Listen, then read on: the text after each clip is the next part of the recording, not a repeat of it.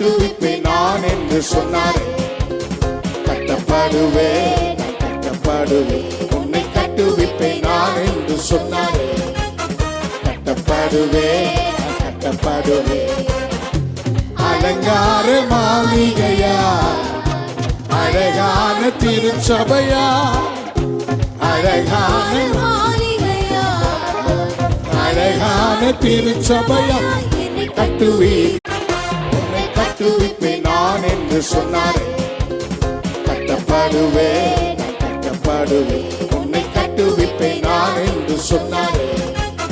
கட்டப்படுவேன் கட்டப்படுவேன் அலங்கார மாளிகையா அழகான திருச்சபையா அழகான மாளிகையா அழகான திருச்சபையா கட்டுவி